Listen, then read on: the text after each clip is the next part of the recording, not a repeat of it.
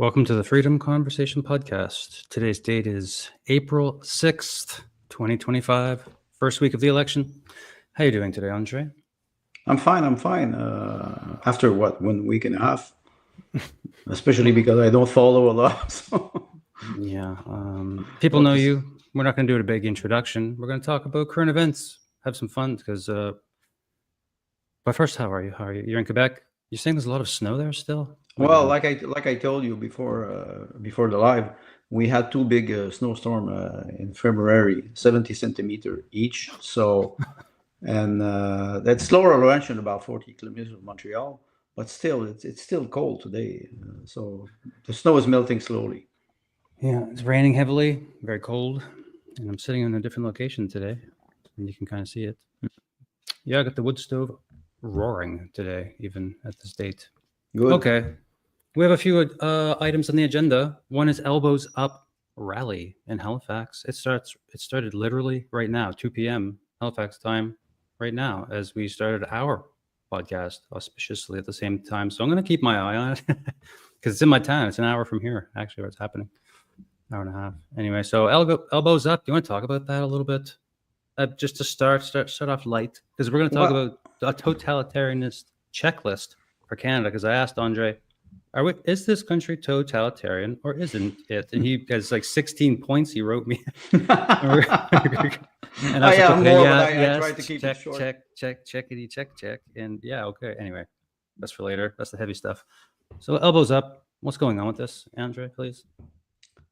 Well, me, I'm like I mentioned all the time, I'm disconnected from mainstream media since so many years that sometimes I look at the actual events and I'm like, where does that come from? And I always make a joke about, people, they change their SIM card in their head. It was okay, vaccine. Then after that, Slava Ukraine, and then suddenly Orange Man bad, and now it is tariff and Elbows Up. People, they follow a strange narrative. They're not rational. And for me, it's like I even compare that to a rock star rally or rock star national tour, with all cheerleaders everywhere. So they don't understand the concept of politics. So they're fan. Let's get a taste of the depravity here. Do you know who this is? I'm showing on the screen. I think I saw his face one time. He's a famous Canadian actor / comedian from Newfoundland originally. I've met him personally. Mm-hmm. Said hello once to him. Funny guy. I love his comedy. I think he's hilarious. This hour has 22 minutes. The comedy news. So this is for literally the event today. Human child, just come in. Wait. Here in Nova Scotia, Canada, on the East Coast. Elbows Up, our little fun, patriotic, rah-rah, sis-boom-bah event is coming to Halifax. We need to rally and make this the biggest one yet. We're going to have a good time. It's going to be fun. It's going to be celebratory. It's going to be non-partisan. A lot of people are saying, oh, there's a liberal thing. It's not. my baby, my human child, just come in, Ashley. Anyway, we're doing it on the 6th, 2 p.m., Alderney Landing, Dartmouth, Nova Scotia. Elbows Up. She did it. Well, so it's being promoted, and Ricky from the Trailer Park Boys and Bubbles will be there. Other speakers from the mainstream news in Halifax, veterans of just the local CTV and stuff. They'll be speaking, emceeing the thing. They're building a stage apparently at Wood. Bands playing. It's pretty big. It's like Woodstock down there with this Elbows Up bullshit. Well, it reminds me of Michael Jones in his book Baron Metal. He refers to the Occupy movement in front of Wall Street. And I compare that to, you have all the mice surrounding the cat. The cat then there's shouting, bring down capitalism, and the cat is looking, says, okay, which one I will eat first? When you do a siege, you're supposed to be stronger from outside than the people who are that people who are inside. And he was referring, he met a priest. And he asked him, what are you, what's the manifestation? What are you protesting against? And the man could not even mention it. They don't know. They're all gathering together. Like you said, it's non-partisan. Mm-hmm. Manifestation is always partisan. There was always a political agenda behind. So for me, being patriotic, it is not that. It is not that. It's PR, public relation. We're in the shitter, These are the people who lined up for the vaccine. This is happening at the exact minute of this podcast. You understand? We started our podcast 2 p.m. Halifax right now. This goddamn thing's literally live right now. This is their YouTube channel. Look, drag queens. Oh yes, drag queen. Yes, but that's why I tell you, what this is. All these people are paid to be there to speak. It is psyop all the time. I thought it was a joke. This one, I thought it was a joke.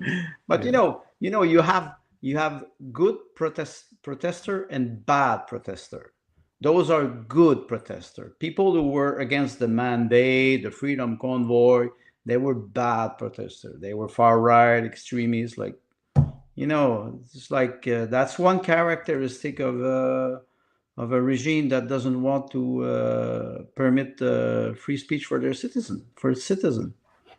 So, if we compare this with the freedom convoy, who was peaceful but strong. If you compare this with what is happening now, it's like the narrative is always the same. That's why, for me, it's not interesting. See the Ukraine politically flags? speaking, it's not interesting. Look, Ukraine flag. Yeah, of course. Everybody cheers for their own masks and 95 masks. Interest. Native people. There's a native elder. There's an elder speaking down there also on the speakers list today. I don't know.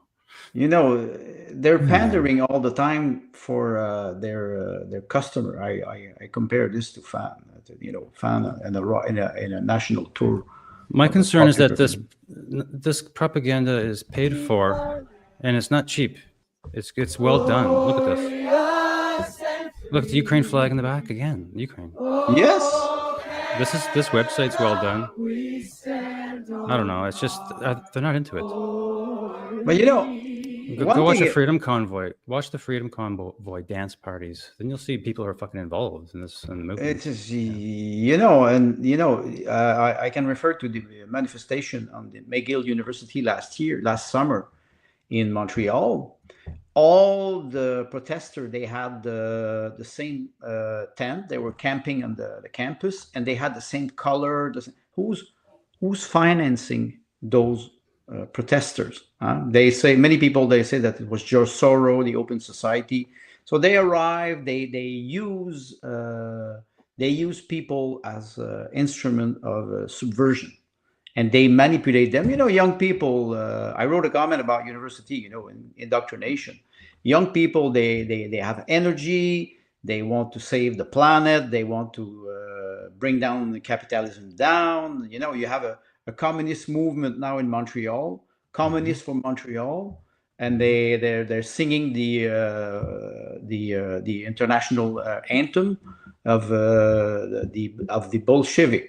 You say, wow, it's in Montreal now, and it's in your college and university, so it's the best place to recruit. I would say weak minds. They're not formed yet. They're not educated yet. So it's more easy to manipulate them.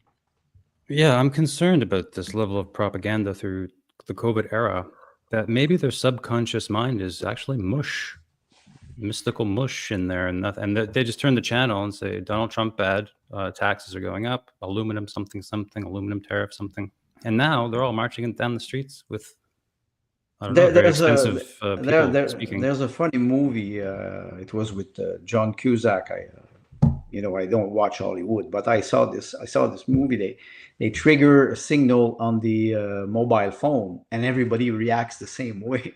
So you can have a subliminal message in an advertising commercial, and you will trigger the reaction of people. That's modern psychology. It works. So that's live right now in Halifax. Downtown, it's on the Dartmouth side. If anybody's ever been there, you take the ferry. You take the ferry from Halifax down by the casino, cross over to Dartmouth, you get off the ferry, boom, you're here. And you know what else is fucking going on here? And I don't like this. There's a farmer's market trying to operate down here. Also, farmers buying and selling shit. Granny's cookies. You know, someone's knitting something probably. Those people are trying to also eke out a living down there. And how are they going to make it to and fro with their freaking produce here with this bullshit, this socialist bullshit? And you know what's adjacent to this? Just up the street at a park. I grew up in Dartmouth. I know a thing or two. Mm-hmm. Just a 10-minute walk from here, there's another advertisement on these people's, connected with these people, saying end white supremacy because the PPC were here. Maxime Bernier was here. And the same group is referring to the PPC. You can see it here. Yes, I saw that you. This is the coast. This coast is free. It's everywhere. You get it at the bus station. You get it at the ferry station. It's free everywhere. It's a very, very liberal. It used to be good. I'll admit it. It used to be good. Now they're posting this because Maxime Bernier gave a speech at a hotel. White supremacy, and you would not believe it if you read it. You would not believe it. Well, I think I comment on your comment last year. There was a pro-life conference in Palais des Congrès in Montreal, and they the group reserved, you know, the place to have to attend, to have their conference. It was paid, everything, and the government of Quebec decided to cancel the event. You know, you are right to wait. Do we have free speech or not? We don't. If we have free speech if we follow the narrative. That's what we see now. You know, the People's Party, far right, white supremacists. People don't even know the policies and the program of the party, but they criticize. Yeah, that's why it's mass manipulation. It's obvious. It's obvious for what? Maybe 10-15% of the population. All the other people, they're completely controlled by mainstream media or their emotion. They're not rational. Yeah. There's a few little we don't need to go much more deeply into it, but there are little advertisements that this Elbows Up website group, whoever movement, have made, and they're just so cheesy. They say things, and even on the mainstream news, you can click Alderney, whatever, Dartmouth, Elbows Up, whatever, and hit. You'll see CTV News, CBC News. They've all been reporting on this, and I've been watching it. And they say the same stuff. They say nothing like, we just feel we need to do something, so we're going to do something.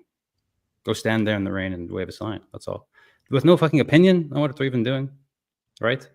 This is not good. Share this tab here. Well, it's just. But we can jump ahead. Exactly. That's a good Anyway. transition. The polls. Yes. So the polls. This is Juno News. I don't know them. Are the conservatives? I think it was. I don't know if this was true nor they merged and they in the West and they started to create this alternative media. Mm-hmm. So. And you look at the polls. You look at the polls. The polls are polling agency. They are those are instrument of analysis. You should never base your political opinion on that. It's supposed to show tendencies of public opinion. But if you manipulate them, it's much more easy to, people, what they want to vote for a winner. You will not vote for the loser. They want the night of the election, they want to cheer, they want to enjoy, they want to cheer their horse. You don't go to the track horse race to lose. So they will just follow if you flip them very easily. That's why how many. I think it is on the website of election 338. You have 14 polling agencies, and the one that is the most funniest it is ECOS, because ECOS, they always push the liberals so far that you say, wait a second. 55-60%, maybe the Liberal will have 340 seats in the House. I gotta let my dog outside. It's just behind me there. I'll play this clip while I'm gone. I'll be back before it's over. Check this out and notice closely the first few things he says here. Okay, where does it play? There we go. It pretends you can keep one, but not the other. But he's not Solomon. You can't split this baby. His attack on CBC is an attack directly on Radio Canada. And it is an attack on our Canadian identity. If elected, my government will take action to enshrine and protect and strengthen CBC Radio Canada for generations to come. We will modernize the man. Yeah, I didn't want to listen to all of it, but the first part about the baby. That pretends Well, keep one. You heard that part, right? The reference to Solomon. That's very interesting. Yeah, that made me look it up. Here's the Wikipedia. I said, what the fuck does he mean by cutting the baby? The in judgment half? of Solomon cutting the and baby. Yes. Yeah, sure. And we know these Luciferians, they love that talk, don't they? So I said, well, what does he mean? Judgment of Solomon, eh? Interesting. Some of these photos are actually very hair-raising to look at. Look. You shouldn't be talking about that. I mean, I get it. It's a business thing. I also looked that up too. I know it's a business thing, but really, you know, well, all art and painting and architecture are based on human behavior. It's you can. I'm probably reaching here. You know what I'm alluding to. He's a Luciferian. He's a banker. You know, that's what I think. Anyway, so when he says things about chopping kids in half, I get concerned. That's all. I'm sure it's nothing. But anyway, so that's a pretty powerful looking photo there. King Solomon. And King Solomon, by the way, there's all the Freemasons. They love this guy, and I know it. They, what is funny since COVID, it is that they don't hide anymore the agenda. They expose it in broad daylight, and people they see the naive part of the agenda. Think about the 15-minute city. Oh, it's so convenient. Everybody will be gathering together. You know, promiscuity never works. It never works. Soviet Union tried it. It doesn't work. If you pack a lot of people in one building, the rate of criminality will go up. That's simple. So now they're not hiding it. People are naive. And they're not hiding it. There's such a performance feeling, and even in the United States, because do you know who Cory Booker is? A member of the Senate. He stood for 25 hours, just whatever, recently, speaking, and shattered some record. And I thought that's weird. 25 hours. Yeah, it's a big thing going on down there. I know. I can annoy my wife by speaking a lot, but 25 hours. This is a marathon. yeah, it's weird. But anyway, I actually was going to bring a clip for that, but I thought no, let's keep it Canadian because there's enough going on here for goodness sakes. But I thought that was weird, and the Solomon thing. Well, the other thing is, he's speaking English, and it is protéger la culture in French. It is so funny because it's first of all, he cannot speak French. This man cannot even improvise a 5-minute speech, so you can imagine that. I don't care about, okay, let's just talk about culture. You want to be Prime Minister of Canada, you have to speak both languages. That's simple. Or you have to speak Mandarin and Punjab. This is when I see this little video on the screen here. This is what I think about at this elbows up rally. Like they're like, yes, we're fighting the system, and then all of a sudden, a water buffalo knocks you off your skateboard. Anyway, I thought that was a bit of fun in the old. And the same news that is owned by the state says that Canadians are more likely to trust Mark Carney to keep his campaign promises than Poliver. Nanos survey. So anyway, I thought that was a weird thing to say. Well, this media is one-sided. I mean, as you say, they're not trying to hide it. I was yesterday. I went to buy coffee to my coffee shop in Saint-Jérôme, not far from my house, and I buy coffee since 12 years. Sometimes we have some discussion with the owner. He's a very, very political man, and he was telling me, he said Poilievre dropped 22% in the polls in Quebec, and he was very angry because he didn't want to publish his electoral program. I wanted to say that's Quebec. Look at in Alberta. Alberta, you have what 51%. It is a conservative. So, and depending where you are, you will cheer your leader. It's they pander all the time, Yeah. They change their narrative depending on who they talk to. And That's sometimes annoying. sometimes they just get drunk with power, and maybe we'll shift out of the fun stuff. Drunk or intoxicated, because what you sent Put up me a with parking lot. Big yellow taxi took away my old man. Oh, and it always seems That's to loud. go Wow. that you don't know what you've got till it's gone. They paved paradise to put up a parking lot. Paradise to put up. Okay, so that's the leader of the Green Party of Canada, drunk you again. You sent me an A old 20-minute clip one of these. Yeah. an old clip of Elizabeth May when she was referring to Freud. I laughed so much.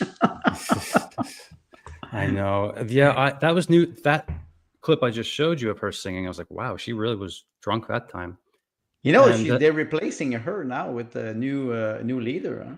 He's a really? co-leader of the Green Party, Right, and now maybe you don't see this on CBC, but on Radio Canada there was the picture of the 5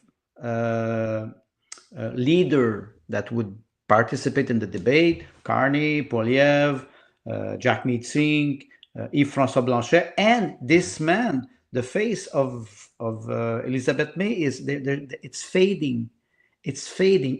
They were showing his face instead of the face of Elizabeth May. So I think that she's an embarrassment to the party, and they don't know where to put her. I can't believe that clip I found you were referring to was from many years ago, where she got up on the stage drunk for like 10, 15 minutes, ranting and raving like a loon before they literally dragged her off the stage. What fascinates me is that people go and listen to that.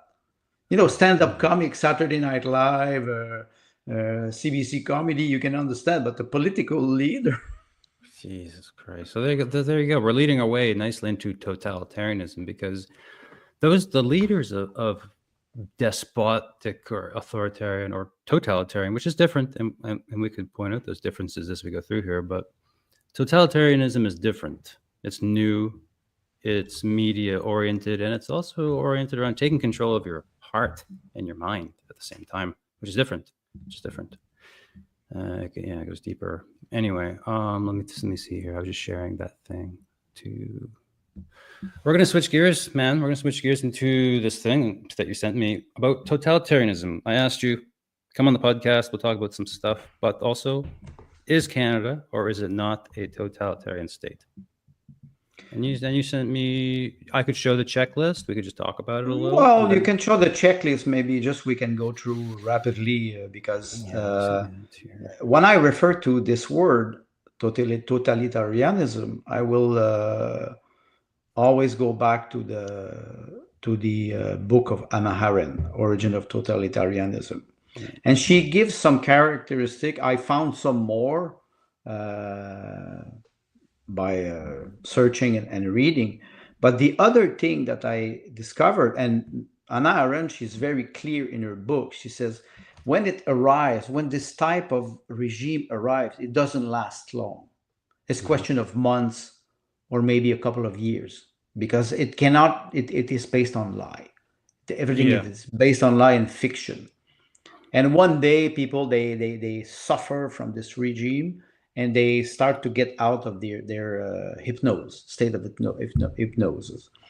So I described 21, but maybe the greatest one is state power, control of media, using the opposition as a weapon, suppression of dissident, and there's one, submission.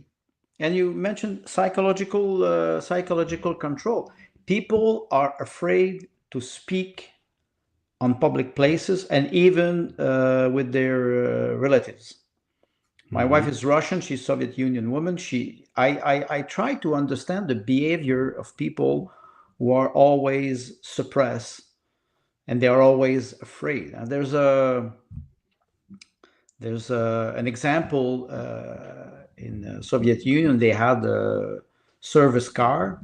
They were black, and they called them Varanuk, a dark crow, black crow. And people, they were afraid to see those cars. As soon as they were seeing those cars, they were going away. Yeah. On the street, they were just moving away. And it is in the all the bureaucracy is based on that. So you have a lot of characteristics. Could we say Canada is a totalitarian state? My answer would be no, because we do not check all those characteristics, but we have a heavy tendency toward authoritarianism, which is quite different.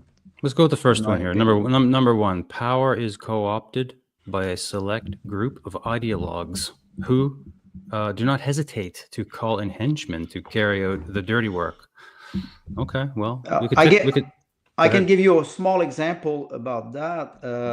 You know, in Soviet Union, when they had this dissident, they were beating them, making them sign a release that they were traitor of the, and then after that they had to make a public declaration, and after that they were executed. When you look at, you know, when I say I can refer to Trotsky and Lenin.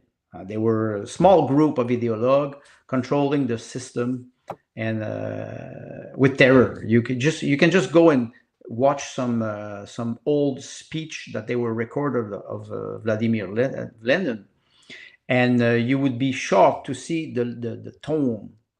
Very few words, always striking at the enemy, always creating a false narrative all the time. And the more you are high in power, the more you use this technique. And Stalin was using it. And Stalin was maybe the most professional in using this type of technique. The terror was everywhere. So, but Hannah Arendt, she's very specific about this. It's an era that doesn't last at the time. Maybe today it will change because of technology. That's another, you know how they can control us with technology. So that's that's more difficult. Weapon, yes. New type of weapon. There's an old saying, I forget where it comes from. Maybe you know, silent weapons for a quiet war. Yes, I know this quote. It's a famous quote. I heard it many times. I don't know. A little more modern. It's not an old. Yes. It's not Orwell level. But no, that's what they're doing to us, really. But you know, if we ask ourselves about Canada, it's not only Canada. I think it's a heavy tendency for Western countries. Let's check in on the Elbows Up rally. Speaking of Lenin and Stalin giving speeches, what are they saying? That we are always stronger together. Mayor Fillmore. Live. Thank you so much, Peter. Good to see you, buddy. And thanks for bringing this to Halifax. Hello, Dartmouth. Hello, Halifax. Hello, HRM. I'll turn it down a little. Spare us. You guys are beautiful, unbelievable out here in the rain. Thank you for bearing the mist and the rain to stand united for something that we all believe in.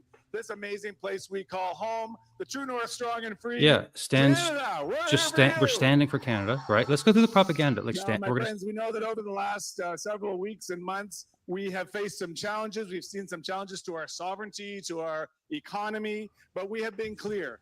Canada is strong, Canada is independent, and Canada is not for sale. Right? Am I right? Yeah. One of their grievances is annexation. Remember, my friends, it's not the American people themselves who have challenged us. We have deep friendships and shared history and family and friends across the border. Okay. Buffering. All over the world can come here, newcomers and dreamers and visitors, and that includes our American friends who will be coming here to share in our culture. Small turnout. In the summer months. So like Peter reminded us, we are polite Canadians, and when we see them, we're going to say hello and welcome them. It's really cold here today. If it's anything like, I'm an hour away and it's cold, windy, they're down by the water, the ocean. They're like, oh my God, they're not into it. Anyway, it's buffering. Right? It's about keeping the decisions about Canada's future in the hands of Canadians. Okay, interesting. This is a place where everyone is welcome. Everyone's welcome. Oh, Everyone's welcome. with the vaccine or what? I don't know. HRM. One thing I know about Nova Scotia is that when challenges arise, we are always better when we face them together, and that's exactly what we're doing today. So let's channel our support. Channel the support. We're getting businesses mystical. and Canadian businesses and celebrate what makes Halifax and Canada so great. So let's keep our hearts strong. Canada, let's keep our elbows up. HRM, go Canada, go! HRM, half Halifax Regional Municipality, HRM. Cheer for the HRM. Fuck the HRM. This is stupid. What is going on here? Okay, well, we checked in. We'll check out. I can't even stop. See, this is what I'm talking about. What are they there for? What is the heart lifted and they're transcending? Why exactly? I can't quite follow it. Well, like I told you, I think it is a long-term tendency of indoctrination, and this is not new. This is the apocalypse or the summum of what is happening since maybe 75 years. After the Second World War, we had the feeling that with the second industrial revolution, the economic boom in United States and in Canada, the baby boom. In French, you have the 30 glorious years. It was 19 with de Gaulle, and it ended with Giscard d'Estaing. It was about 30 years of growth. They were developing nuclear energy. They were developing, the train network. It was, the industrial boom was there. There was no debt. 1972, we abandoned the gold standard. We start to have, we monetize our economy and financialize our economy, and we have to borrow money to close the budget on international market. So the beginning of the debt, national debt, 1972, 1973, with Pierre Trudeau, and we see where we are now, $1.3 trillion. And we do not back down. Mark Carney said he will raise the financing of CBC Radio-Canada. Yeah. This is right. extra. Where does he take the money? There's no more money anymore. You can print as much money as you want, but one day your economy will drop because your currency will be weak. You do not produce wealth. It's mathematical. It's mathematic. I was saying this in 2019 with the economy. It did not change today. And the tendency is they want to have Canada strong and free. Me, I agree with that. But what do they do about the national debt?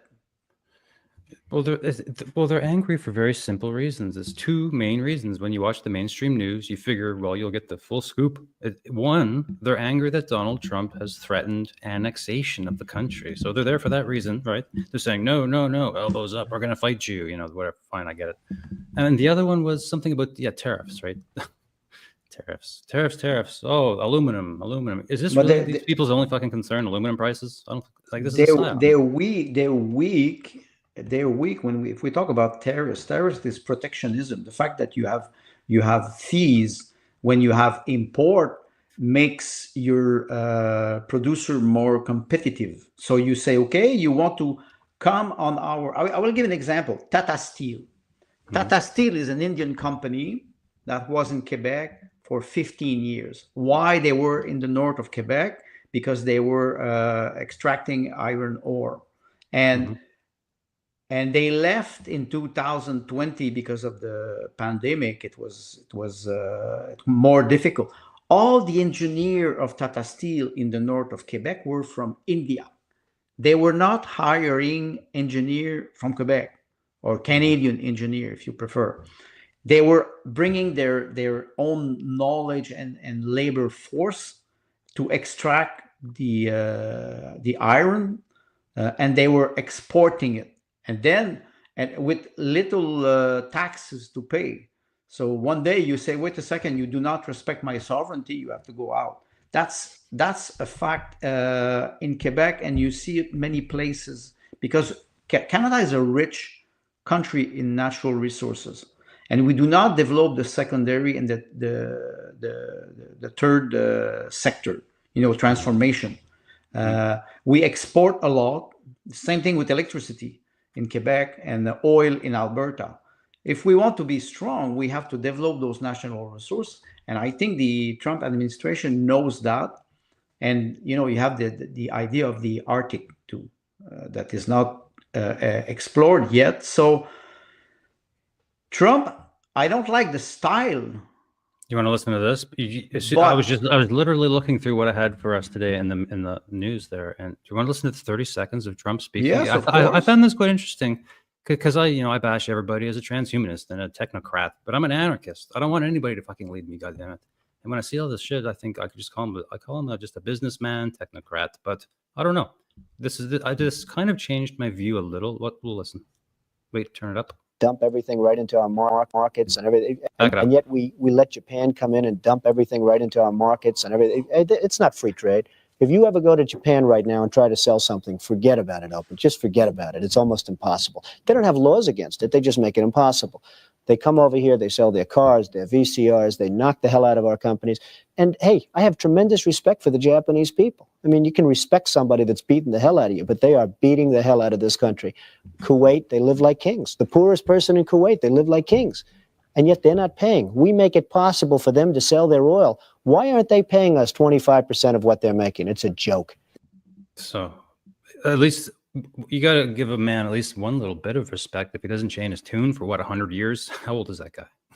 You know, I read an article this week about the US dollar as international currency for trading. You know, you cannot trade oil if you don't pay in the US dollar. That creates a demand for the US dollar. Russia and China, they have to trade in US dollar. Iran has to trade in US dollar. Qatar has to trade in US dollar. So it creates a lot of demand. So what happens is that when you print money and you need this international currency, you will weaken your economy and you will delocalize your production. It is a fact. Economists can talk about it, but it is a fact. So United States wants to have wanted the US dollar to be an international currency for trading. They have to pay for it, because when they export this money that is supposed to be money for trading, international trading, they have to make sure that it is available. And then what will happen? They will impoverish their own people, because delocalization will create unemployment. Now, 50 years after, because 1972, 2022, 53 years after, they're starting to understand that the US dollar was a problem. And don't forget, the US dollar, it's the Fed, the Federal Reserve, which is a private entity. So I agree with Trump, but for 50 years, they benefit from the status of the international currency of the US dollar, and now they have to pay for it. What will come back is the inflation will come back in the United States. Mexico has 3% GDP. Canada has 1%. Yes, and you know, when we compare the GDP, it's important to compare with what we call the parity of power purchase, meaning that for $1 and 1 yuan or 1 euro, you have to compare what you can buy with it, what you can buy. I compare Russia with Canada, because my wife is Russian. She just came back from Russia, and we compare the price of 500 grams of butter. We compare the bread. We compare milk. We compare gas. Now gas in Russia, it is 89 cents per liter. But of course, it's cheap. But you think of that and you say, okay, still Russia, the economy of Russia, the salary, the main income, or the middle income, it is still $25,000 per year. So you say, okay, compared to Canada, which is about 37,000. But if you compare all those, the price of goods, you understand where you can live. Like, I'm not even talking about the price of houses, price of transport. It's very, very difficult to compare GDP from one country to another. And sure. There's many variable to consider. Well, but we are, I think we are in a mode of deflation since 20 years. Yeah. Can I play? I've been watching the CBC News lately at 10 o'clock at night and CTV News because I'm preparing for some. When you cannot sleep. Yeah, oh my god, dude! For research, just because I'm doing some. I was invited on a pretty big podcast in the States. Mum's the word for now, but first week of May, and they want to talk about Canada. So I'm like, well, I got to watch the mainstream news to do research for what's going on in Canada, right? And then it's just like you're immediately in this psyop town. So anyway, I'm going to show you what's going on in the news. Share screen right here, and this relates to the ongoing current news.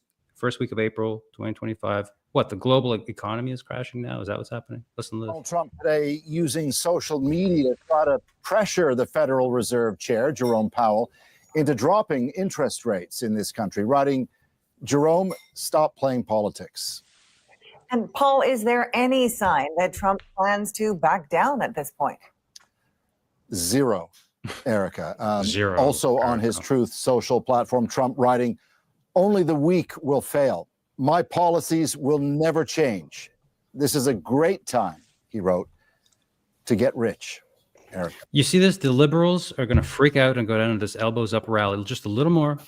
Hold your disdain. Paul Hunter in Washington. Hold your disdain. One more little clip here. To Peter Armstrong now for a closer look at the economics of this. So, Peter, is it, as Trump says in Paul's story, a good time to get rich? Well, look, Trump's trying to say that, the markets have hit a bottom and now it's bargain hunting time, but that ain't clear at all. He's CIA. More than $6 trillion in value has been wiped out since Wednesday. The S&P fell more than 9%. The NASDAQ has fallen 20%. It's not about the information. It's not about the information. It's about his energy. He's CIA level bullshit right now with us. He wants you to, like, my pulse begins to raise, and I can't even follow what he's talking about. It's gobbledygook. I don't understand the goddamn economy. I don't. But when I see and listen to this man, I get fucking anxiety. So it's propaganda. Am I wrong? I'm not even listening to what he says. And look, it emotionally charges me, for God's sake. How does my granny resist this propaganda, for God's sakes? What do you think? She cannot. No. You mentioned this 30 seconds, and like I say, I'm disconnected. Sometimes I check, and I don't want to throw up. It doesn't go there, but it's like it's so oppressing that I go and put back after to clean my head.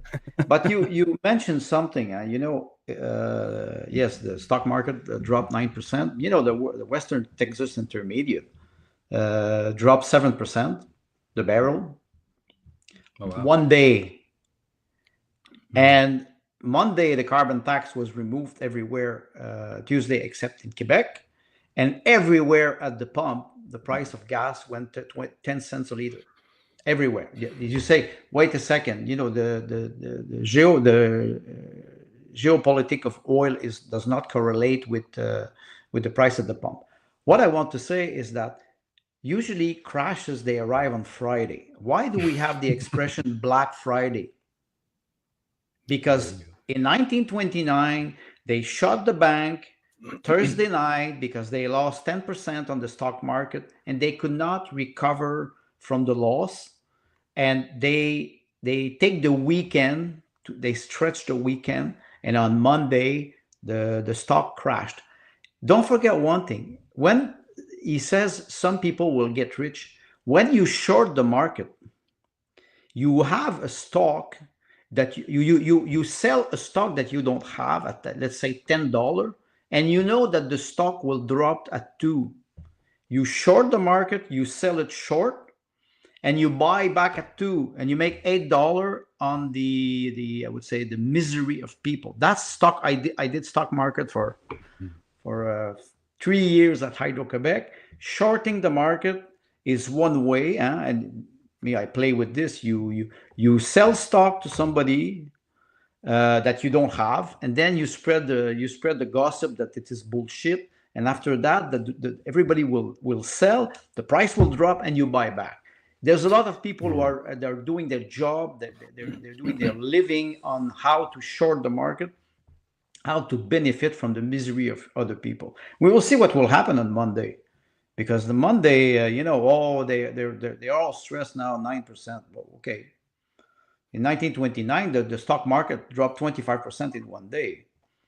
So I think the index of volatility now on the market, which is the index of insecurity of the economic actor, the stakeholder, it's there. You can measure. There's an index on the New York Stock Exchange. There's an index. You have the percentage of uncertainty, and it's rising because people are afraid. They're emotional.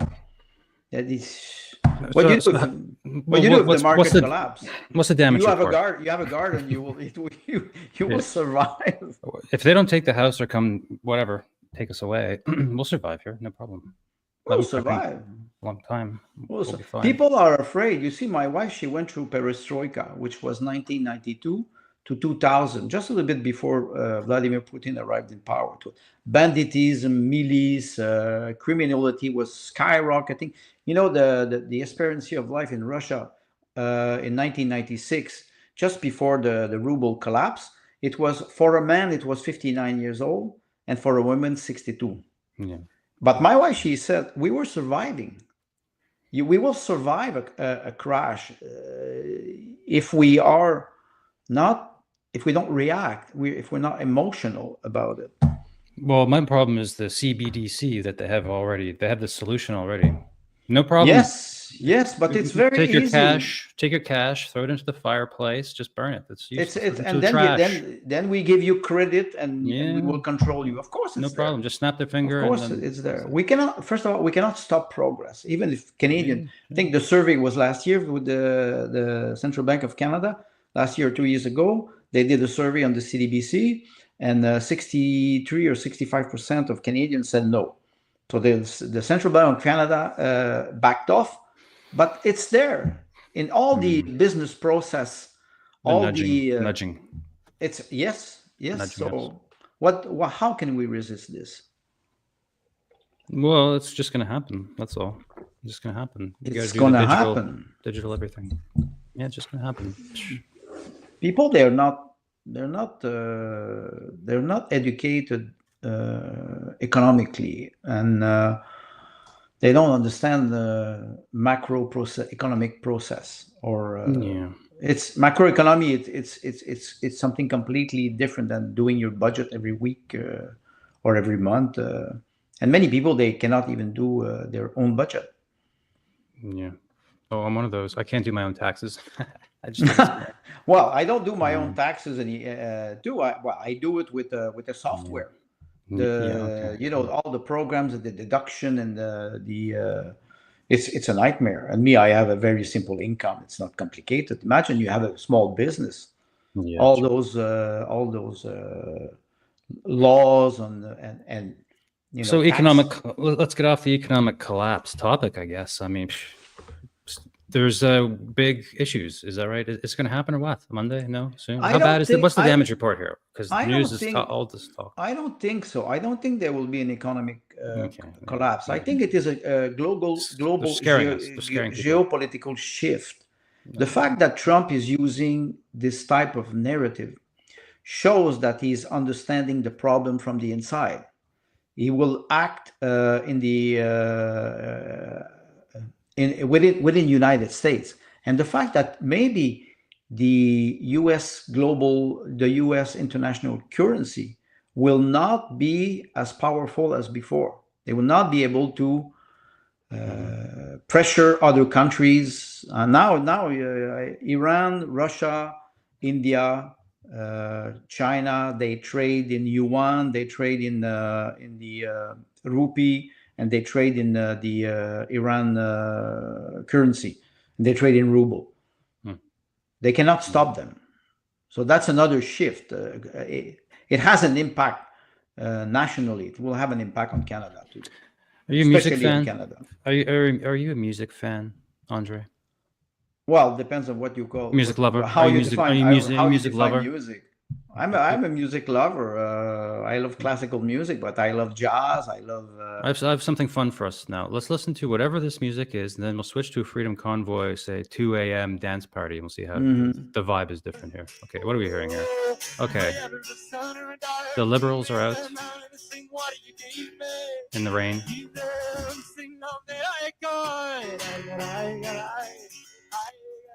Okay, bad audio anyway. Okay, so that's fun. That's fun. Now what I'll do, I'll just leave that there for a moment. I'll go over here to my Twitter bookmarks, minimize this one of the GDP. It seems to me, because the Right flag, down here. Canadian flag is red. It seems to me that it is a liberal rally everywhere. Yeah. Oh, up here. I gathered a few freedom convoys. Yeah, these are all dancing at the convoy. Let's start at the top here. I got one or two. I don't know. That's just like that's just that's the middle of the afternoon. Some probably like Tuesday afternoon. There's even a whole little thing over here going on. And then what's this? Look at this one now. Massive. Massive here. All the different flags. And it's a lot colder that day than it was today, I can tell you. Regardless of the rain. I see every flag in the country. Native American flags. It's all here. Families. Look, they're doing the fucking... What's that dance called? Where everybody grabs their hips and they run around? Oh, I know. That was... They're doing the fucking very cha-cha. popular in the 80s. They're doing the fucking cha-cha downtown Ottawa. So now when we think about this elbows up... Sorry for the volume. Sorry. Look. This is the fucking freedom convoy, for God's sake.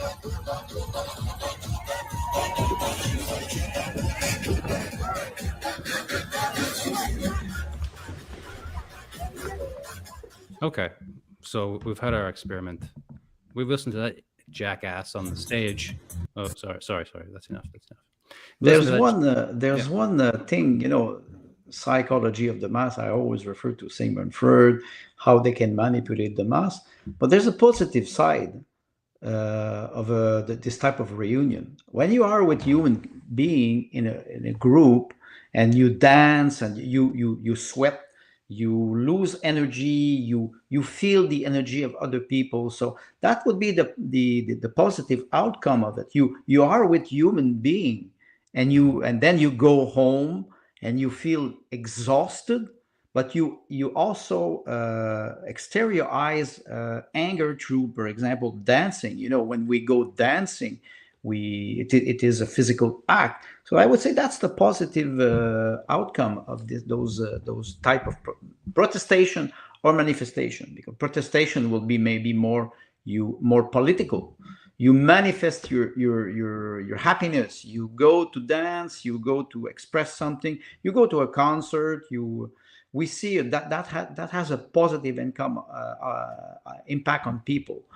But if you have a political agenda that is, undermining the real goal that you're aiming at, people will feel it. You go to a concert, any concert, a rock concert, a pop star concert, philharmonic orchestra. You feel the energy because it's singing, the voice, and the musical instrument. Kierkegaard talked about that too, because he was a Christian existentialist, so he was a bit different there. And he talked a lot about that, the orchestras, and he would have been listening to actual ones back then in Denmark or wherever the heck he's from. And anyway, I remember reading something about that once in university, a short essay about something about God, of course, and being the tangibility of that stuff through music. Anyway, it's interesting. Heavy topic. But no, well, no, it's not that heavy, because when you think of music, if you have this harmony, Michael Jones, in one of his books, The Danger of Beauty, he talks about harmony, improvisation, creation, and that you start to improvise with the guitar, but then after that you have to go back to the melody. It's like you have to come back to something that will calm the soul. And then they say to people, do not watch TV at night at 10 o'clock. Do not read a very heavy book, because you will have nightmare. There's sense of you go down, you go to a concert, you come back, you're happy. You spend a lot of energy, a lot of adrenaline. Then you come back, you calm down. So the music has It can have a cathartic effect. Cathartic. Yeah. And healing effect. That's Oh, what yeah, we don't. sure. That's what we don't have anymore. Yeah, Lemon and I talked about that on the last show there, about the transhumanist technology that claims Yes, I was to. watching it, and sometimes you freak me out with so many Snake oil. innovations. It was like incredible. Technology is now like a snake oil. Anyway, yeah. Yes, but you were mentioning, the $5,000 The helmet, the Harmony helmet. Yeah. Wait, $5,000 US. Yeah. Wait. Some people, they have a lot of money to spend on that. Oh, dude, it's crazy. It's crazy. We're gonna do part 2 of that on Tuesday because there's a lot more products that I didn't even bring out. We didn't even get into the video game stuff. Oh my god, dude! People are going into the machines at a faster rate than we ever could have imagined. In fact, one of our topics today is kind of like I was going to ask you. We were going through the collapse of the economy, totalitarianism, and all the other milieu we're talking about, mind control and everything else of the whole damn liberal people of Canada right now, and this elbows up bullshit. The technate, is it here? Is the transhumanist government or the technological government already happening? Look at these politicians; they're all acting, and that was part of the thing about Cory Booker, that senator who stood for 25 hours talking about how much he hates Donald Trump. It's like, and also speaking of protests, right now, in the news, they're protesting all over the United States against. Now, what I predicted was that the left were going to go crazy and get activated after Donald Trump gets in, and I was like, oh, interesting. So summer is protest season, right? And think about July. Oh my goodness, when it's a transgender season. Oh my goodness, transgender season. Yeah, exactly. Anyway. It will not be called summer anymore. It will be transgender season.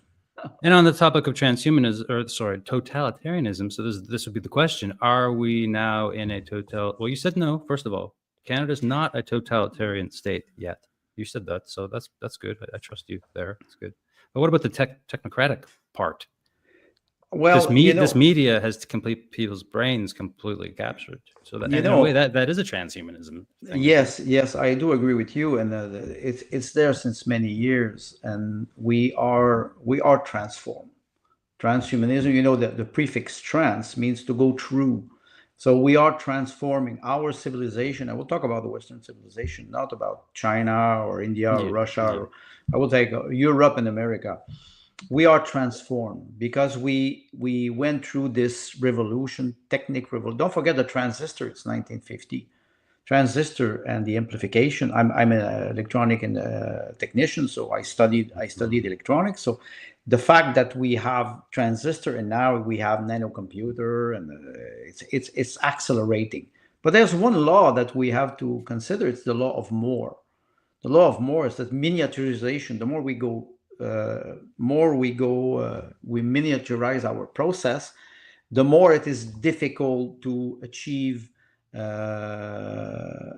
to increase speed, for example. So the idea is that you have a lot like this. You have a lot of gadgets. They're useless. Mm-hmm. I think Limina mentioned that how they're replacing the natural law with gadget. Yeah, I'm going to show her this on Tuesday. We're going to talk on Tuesday. I'm going to show her this right here, this thing. But are we in a technological mode? Oh man. Yes, we are. This is incredible. I know. This is incredible. Yeah, you never have to leave your mom's basement again. It's not bad, because if you train them, you can send them to Ukraine after. Yeah. I'm not sure they will appreciate the reality of the battlefield. And a real gun. How much a real gun would weigh. This is incredible. This is incredible. Yeah, to the listener only. But how much this thing cost? Oh, I'm not sure. I could get more details about the price probably if I wanted to. My wife came back from Russia. I told you that she went to Kazakhstan, then to Germany, to Canada, and she said planes were packed with people. So people, they have money to travel. Where do they take the money to buy all those technological gadgets?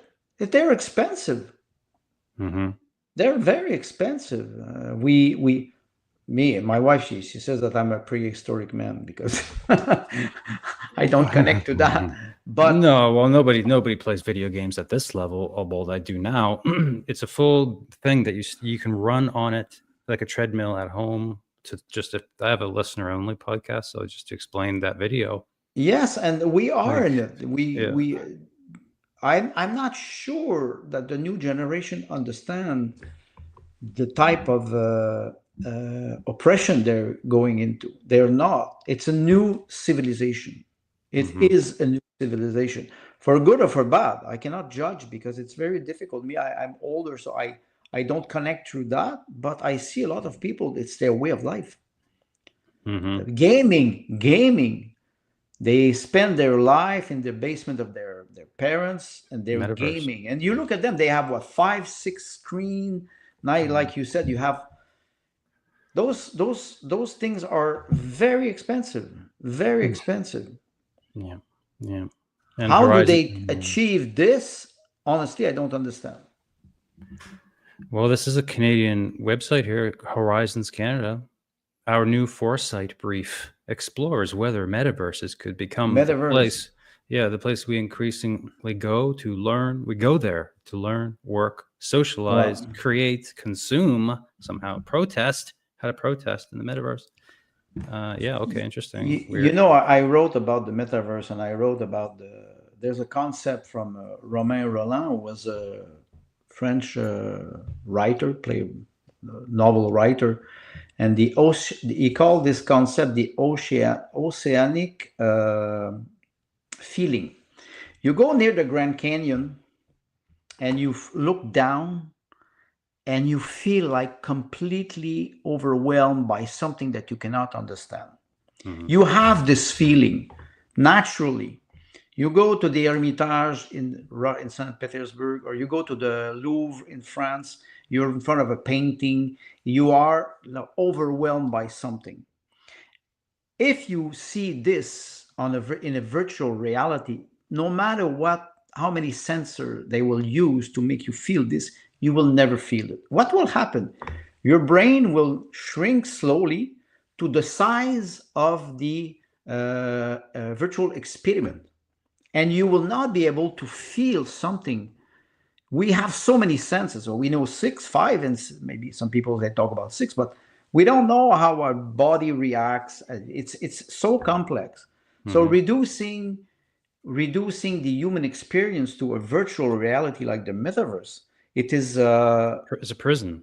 It's a prison, exactly. It's a prison, and people they go there willingly. They just don't. They because they're not aware. They're not aware of that. Yeah, it's escape the real world. Well, it's an escape. Neurotic behavior. They want to escape because the real world is one of my friend who was an artist, and he was an Irish stained glass artist. Completely mad, this man, and he said, "André, you don't want to be in my mind." And it was shocking because that man was a genius, and he was showing exactly what you're describing. They go willingly into jail. They're not aware of what is happening. And my concern as a parent and as a grandparent, I think of my granddaughter living in 15 years. She's 7 now. Let's say 10 years, she will be a teenager. In 10 years, it's short. Will she be stuck in a virtual reality without human feeling, human condition? I don't know. No, I believe eventually people are going to snap out of this. Just like Socialist said that people didn't snap out of it until they literally put their hands on them and said, "You're coming with us." And they're like, "What do you mean? I didn't do anything wrong." Then they realize, "Oh, well, they are literally taking me to the gulag. I must have done something. It doesn't even matter what you did." Things won't get to that level, I don't think. But somewhere here is the line. I got to let my dog in. But you want to go over to this thing one more time?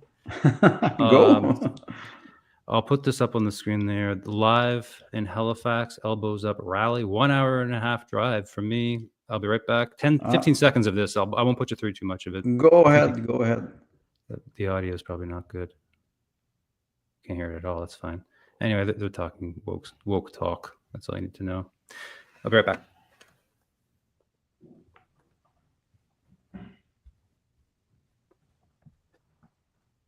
chant their name.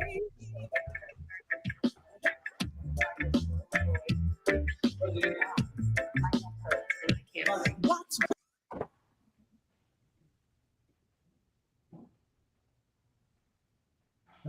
did you do to the black man? Tell me what did you win? Okay, singing, fine, singing, whatever. And it's raining, pouring out here. My dog is out in the mucky garden, soaking, muddy, barking and jumping around in puddles. And thank goodness. Well, you don't live in the metaverse, so there's no neighbors. It's not virtual mud. yeah. Oh, geez. At least she's okay. I know where she is. Yeah. Dogs, they don't even care about the rain. She's happy to be out there, you know. I have a cat. It is a village cat. I call him Marquis de Sade. At night, you know, he's not fixed. What do you think happens between when it is season of love, and it happens often? So the cat at night, 11, he's screaming to go out, and he comes even if it is pouring wet, and he's coming in the morning, sleeping all day. You can imagine you go run after girls all night, and in the morning you come back, somebody prepared your breakfast, and you can sleep all day. Yeah. I know a lot about this actually, because there was a cat. There's a cat here, wild cat, a couple months ago. I'm babysitting it right now, but we were going to keep it. Thank goodness we didn't, because it's a little bugger. Mm-hmm. But the nearest neighbor decided they would take it because their cat was just went missing in the forest by an owl or coyotes that we hear every night because something bad happened there. So they've taken in that cat, and just tonight I'm babysitting it right now, and the damn thing walks around hissing as if it's going to scratch and attack you. Yeah, and then you're just like, okay, whatever, just do whatever you want here, cat. And I also have a cat that I have to lock in the bedroom, and a dog I have to always keep. So this cat is just like whatever. Well, she's cute though. She's cute. You don't own a cat. The cat owns you. Yeah. No. I had about 20 cats in my life, so I can guarantee you I know what I'm talking about. Like my wife, I always say I'm the servant here. I'm not the owner. Maybe that's why I'm used. Maybe I'm really Canadian. Maybe I'm a slave. There you go. Well, we talk about human condition. It's some people are happy to be governed by they don't want to think. They want to do what they're told, and they're happy. They're happy. There's many people. Tim Knight, my colleague on Cerberus at the Improv, he compares the conservative and the liberal behavior. He says the conservative are more independent, so they have more difficulties to gather together to protest because they're independent, sovereign. He said the liberal, they're more like hive mind, like bees. And I disagree about the hives. I think they're more parasite or cockroach because Oh no. No, but he compares them to bees. He has the right to compare them to bees. I think do they really work? No, bee is not a good analogy actually. For me, that's not a good analogy. Yes, naturally they gather together. But cockroach, they gather together too. So I think the analogy, I have to talk about it with him. But it goes back to elbows up. Everybody will go and cheer for Canada. I agree cheering for a country. I feel French Canadian. I think I said that one time with you. I felt French Canadian finally during the Freedom Convoy. I cried. It was like the first time in my life I felt that I wanted to be part of something, and that was great. And but since 2021, 22, the Freedom Convoy, it's been 3 years now. People have the tendency to forget. I would be surprised to see if there are truckers in those elbows up.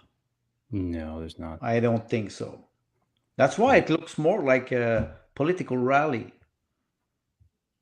I watch. There it is again. Yeah, I don't know. Stupid. It is. But they're not there about any sort of infringement by their government or whatever. This is all about a different country's government. in some sense. The tariffs, and Donald Trump wants to take over the 51st state. Boo! 51st state. Boo! I Well, mean, it's this is stupid. it's Right? This is it this is is this not. it is this behavior, automatic behavior. You know, orange mean bad. We can look at the political actors. You know, Mark Carney, he was governor of the Central Bank of Canada, governor of the Central Bank of England. He's a globalist. He was advising Justin Trudeau for 5 years. Let's be serious. People, they don't want to talk about this. They want, like I told you, they want to cheer a rock star who will win. That's Tribalism. You said something about tribalism. Let me share this. And you like to prepare for podcasts. You sent me this because we were going to talk about John Locke, and maybe somewhere here. Yes. And then the reason I suggested John Locke is because I thought we would look at the shit state of Western politics, as we have just done thoroughly. I'm almost revolted at this point. But now we can look at where all this comes from, and like a lot of freaking thought has gone into building the Western world, don't you think? Well, you know, I refer to the book of Michael John Baron Metal and the creation of capitalism in Scotland with the Whigs and in England with Luther. No, but it goes back 16th, 17th century. And when I talk about this, it's about the time of John Locke. John Locke was trying to, create, build the social contract, state of nature. People before history, they were free. They were free, but it was the freedom of the jungle. So Jean-Jacques Rousseau, French philosopher, wrote a similar thing with the social contract. So Locke was trying to propose state of nature and the fundamental right of mankind. Life, my body, individual property. But Michael Jones, in this book, he shows that Locke was proposing this in theory, but in practice, it was wild capitalism, very hard capitalism. So, philosophers, they are sometimes disconnect from reality. They propose great you concept. Can tell you can pick it out here. Let me read the first few sentences, or the first 3 paragraphs I read just to prepare, or the first 2. But things jump out here. Let's try this. Things jump out. John Locke. So 1704. This is an interesting era of history because, as you say, they were wearing the wigs. There's very the monarchies versus the democracies. Exactly. There was blood being fucking spilt all over the place around here. Let's just get to that point. You know what I'm saying? Intense political shit happening. So he was an English philosopher at that time and physician. And they always are, aren't they? Physicians and philosophers, these guys, widely regarded as one of the most influential of the Enlightenment thinkers and commonly known as the father of liberalism. It's like, and we know what that is basically, although do we really? So I took a look at it. Liberalism is a political and moral philosophy based on the rights of the individual, liberty, consent of the governed, political equality. Okay, yeah, sure. Fine. A little more here, a little more. Considered one of the first of the British empiricists. What would you say about empiricism? Because this is a bit of a dirty word in the freedom movement. We can talk about it after. We'll let you finish. Okay. There's things here that you may want to bring up. Following the tradition of Francis Bacon, Locke is equally important to social contract theory, another red flag. His work greatly affected the development of epistemology. We don't need to open that can of worms. And political philosophy. His writings influenced Voltaire and Jean-Jacques Rousseau, who you're a fan of him, you said. And I read him. Yes. Social contract.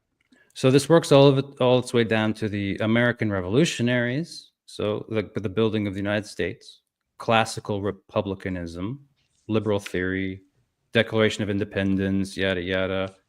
So I thought that was interesting. There's a little more for later, maybe because David Hume comes later and builds off of this. So things get more intricate, right? And Immanuel Kant. So we won't go that far. I'll keep it in the pre-Hume area and the building of these countries here, right? Over here. Well, the concept of enlightenment.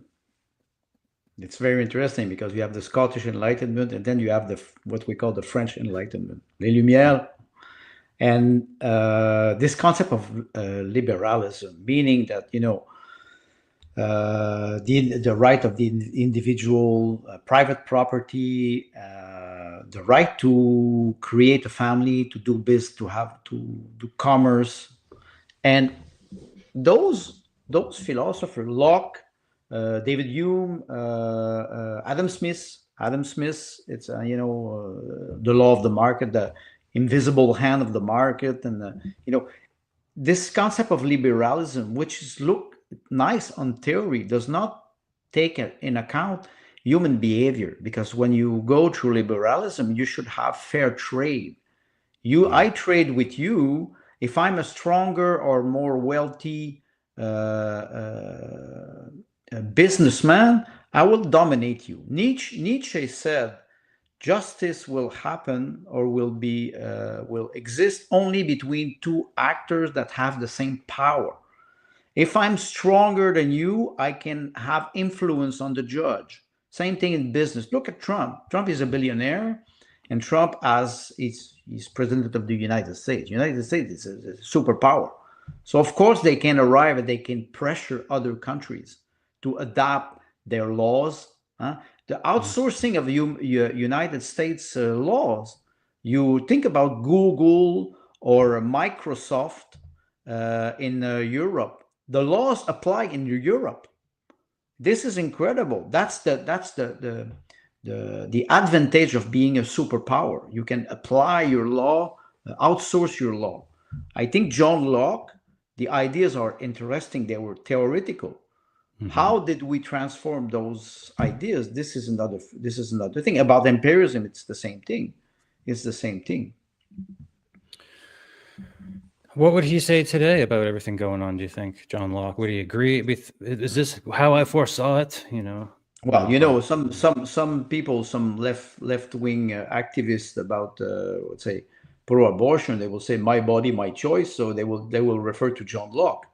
But it was not the intent. You know what we say, the spirit of the idea, the spirit of the law, it is not written. You have to be able to read between the line, understand the philosophy that was behind that. Today, somebody would say that. I would say, you don't know how to read John Locke. You don't know how to read his philosophy. Same thing with empiricism, which is a scientific process based on, and he says, John Locke, he says, science is based on observation and experimentation.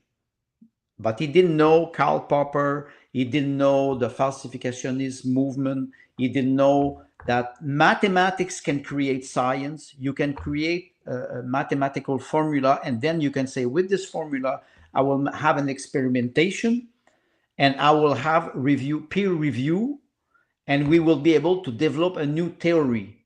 Mm-hmm. This is not based on observation. It's based on mathematics, pure mathematics. You cannot just discard the mathematics because you say, oh, my observation, I observe something and I will deduce a law. Okay, that's one that's one method. It's one method, but it's not the only one. Yeah, those are the flat earth. They're very empiricist. And he was writing in the 17th century, getting out of Middle Age.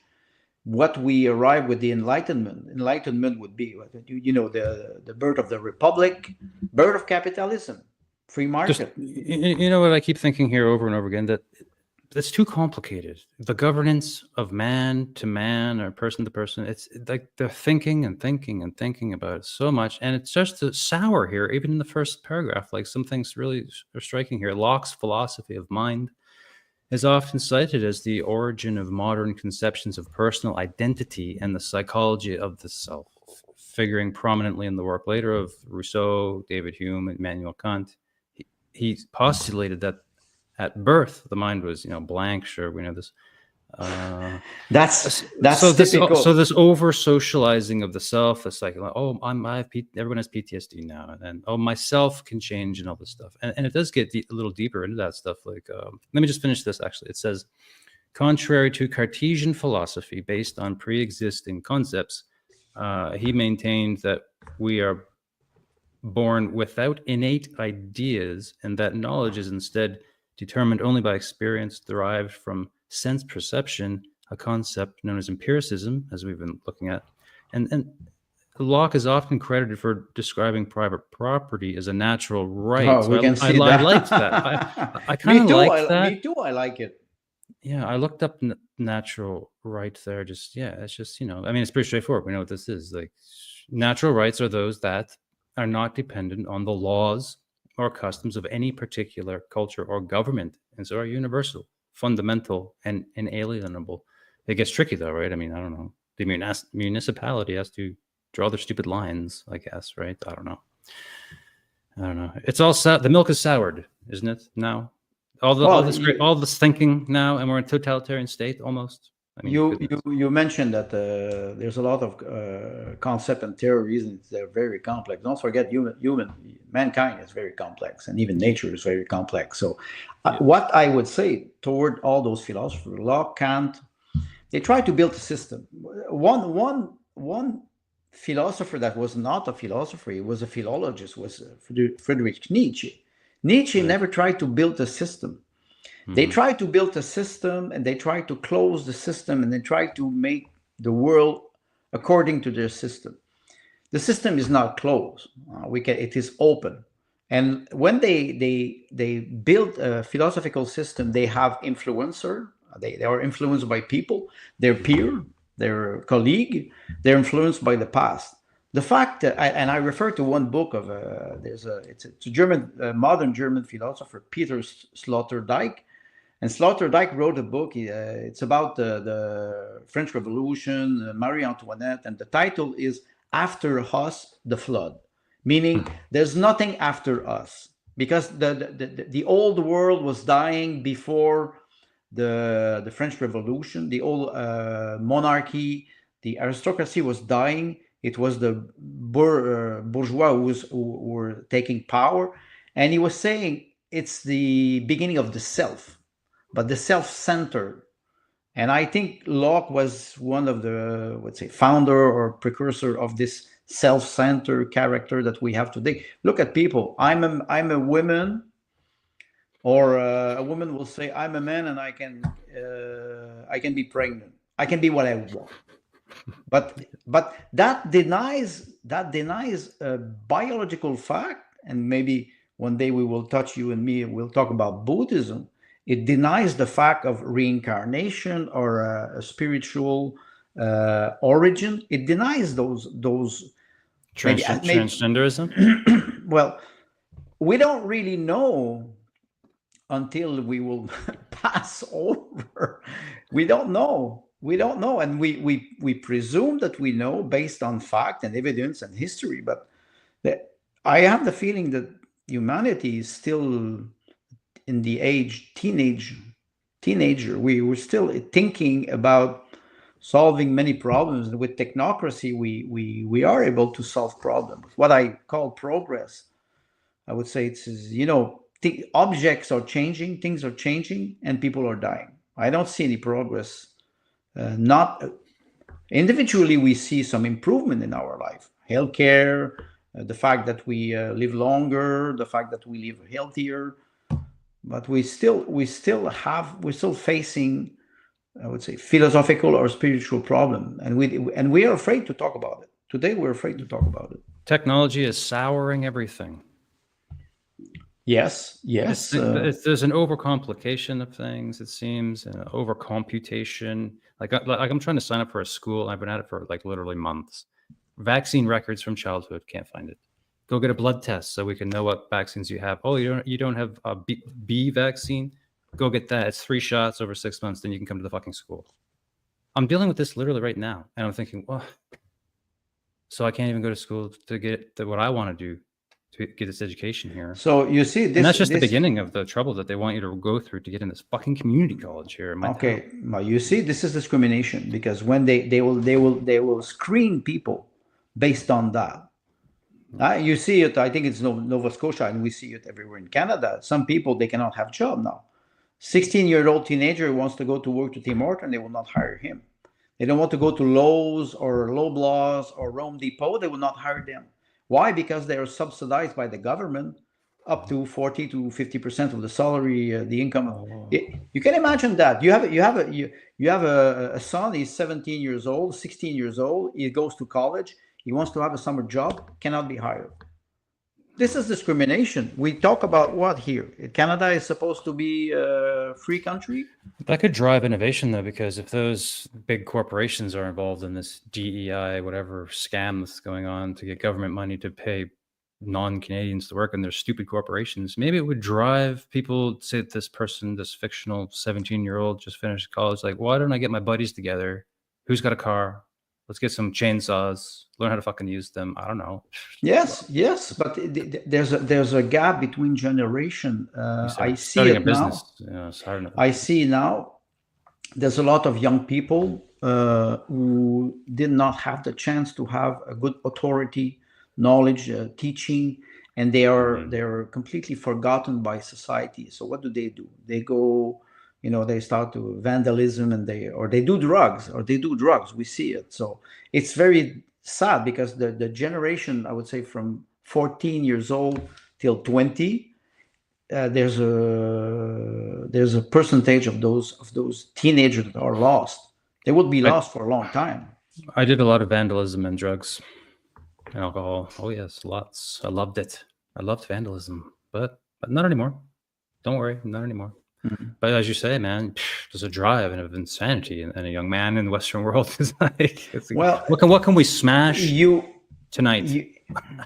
But if it is what we call epiphenomenon, if it is marginal, but when it becomes systematic, it's dangerous, because now teenager, what they do, peer pressure. When they're a teenager, you imitate your buddy, and so it's very easy to be indoctrinated in a movement like this. Street gang in Montreal and in big cities, Toronto, they indoctrinate people very, very early, as early as 12 years old. 12 years old, it's a child. And and they're very easy to manipulate, and they're very 12, 13 years old who goes to the gym, starts to build muscle. They're strong, aggressive, easily manipulated. And this is how come we don't have governments that are aware of that? Maybe they're part of it. They benefit from that. They benefit from the chaos or the people. They hate each other today. That's very. You see this manifestation in Halifax. I'm pretty sure there's no trucker there. They're playing some more music now. Yeah. Well, anyway, political rally. Yeah. You asked me about the political campaign. I practically don't watch it because I don't learn nothing there. Answer me this question here. Why? I had someone from the PPC party on my podcast yesterday from Alberta. We talked. Nice lady, Why does the Conservative Party of Canada not want to be on my podcast? I asked 5 people, just Joe Schmo in some shitty little area of Canada. I asked people, I don't even know where they're from. I just see them on Twitter putting up their little sign, I'm running for the Conservatives, and they're just some very low-level person. So, okay, would you like to come on my podcast? That's like 5, 6 of these different people. No answer. I asked the Liberals, no answer. The Green Party, no answer. And the Communist Party of Canada, no answer. Well, PPC, every time PPC says yes. So I appreciate them. You posted something on X. I think Payman Escari from Vancouver answered perfectly. All the party, like the Liberal Party, the Conservative, the NDP, the Bloc, even the Green Party, they are part of the establishment. They control the narrative. They will not let their candidate go on independent podcast because. And I'm just a shitty little podcast. We know this. Whatever. It's the same thing with me, but I don't expect everyone to answer my emails and stuff. It's like, whoa, you're too good for me, are you? No, it's not that at all. I just thought. Did they answer? No reply. Nothing. It is what is I noticed since many years, the lack of respect. You write to somebody and the person does not answer. even in my own area too, like my own writings and stuff. You would expect when you're polite, you're respectful. Hi, how are you? My name is David. I would like to interview. Yeah, practice. Like if let's say I was running for the Conservative Party of Canada, and some guy like me says, "Want to come on the podcast and talk 30 minutes about your campaign? How are you going to change Canada?" Okay, fine. I'll go tell him, and I don't care that he talks about Satanism on his show. No, it's not Transhumanism. It's he not talks also important. about Canadian politics. He talks about a lot of goddamn shit on this podcast. I'll go on there, stand on my own 2 feet, and I'll look this other Canadian in the eye and answer his fucking questions on camera. No problem. No fear. Well, in my opinion, that's the PPC attitude, and I like it. The PPC party is allowed to be individuals. Yes, allowed, but the Conservative Party, they have a pyramid structure, and I'm learning this now for the very first time, clearly. How many months now you do podcast? A couple year of and a half months. I've been doing this. Year and a half. Do you remember when you started? Were you nervous? Oh yeah, I always am. Depends on the guest these days. It depends on who I'm talking to. If I'm comfortable, like I'm comfortable talking to you, these topics. I like a little bit of philosophy and stuff. Get deep into the weeds on some stuff. But talking to a politician yesterday, I actually felt more nervous because I felt like a stupid idiot in the room. Because I don't follow like straight politics. I'm no good. I'm an anarchist. You know this. It's like whatever. I'm not that sure of that. We can debate about that one day. I think you're more structured than many people. Yeah. Why I say this is because there's a lot of people who are shy to speak in public, and that's the first thing. And like I said, they follow the line of the party, but also, can you improvise? I had Marek Spacek, who was a People's Party candidate in Quebec, Friday night. And I sent him the question 1 week in advance, and we agreed on the set of questions. Some people will say, okay, it is rigged. No, it is not rigged. I wanted to make him more comfortable. And after that, I said, and I asked him, what topic do you want to talk about? So it was a very nice podcast. It lasted a little bit more than 1 hour. And I wish that some other people would pay attention to people like you, like me, because I wanted to give them a platform. My wife, she said, it's your show. No, it's not my show. It's the show of my guest, because I gave him the microphone and we have an exchange. There's a lot of people who are not comfortable with, and they are candidate. I don't say they're not good. They're just not prepared. Imagine you're elected, you're members of parliament, and you have to stand up in the house and do a speech. Yeah, I thought like a small podcast like mine would be good practice, because if he says something stupid, not in the party lines, or ask him if he drinks blood, maybe I don't know what they're afraid of, whatever. Are you a globalist? Are you going to destroy this fucking country? They're probably worried I'm going to ask them something direct, and I might. Well, one thing about Pierre Poilievre, for example, would be a candidate would be invited on your podcast. You could say, okay, could you explain for my viewers your program in 10 minutes. I can put on a different. I can wear different. I can wear different hats. If I talk to a politician, take it easy. No need to. And I realize that they also want to keep in their milieu. So tell me about your political party. How are you going to try to be more straight? But if with me, we can just go wherever we want, shoot the shit. So I can put that hat on and stuff like that. And don't swear in front of the ladies if we can help it. I don't know. You can just be a gentleman. Not cause trouble for people on this goddamn podcast. Just my feeling is that you have two phenomena. First of all, they're shy, and second of all, they don't have the freedom to speak. Sure. Okay. So that's a concern. They're a loss. And because PPC is getting all the action around here. It's the only party that wants to feels free to speak whatever, answer questions from other Canadians. Yes, and usually they're not shy to speak their mind. Nice people. Yeah, they're not shy to speak their mind. Some people are very eloquent and elaborate. Some are more shy, but they try. They try, and it is a good initiative. It shows that they are part of the people. We are ordinary people who are asking questions, sometimes difficult questions, but you don't have to go, like you say, in those rabbit hole all the time. I think the amateur is the new expert. The amateur is the new expert. Think about it. Experts died. Science died. Everything died in COVID. Vaccine science died. You think I'm going to take a hepatitis B shot, 3 of them, over the course of 6 months to go to fucking school? Forget it. Do you think I trust vaccines anymore after all this?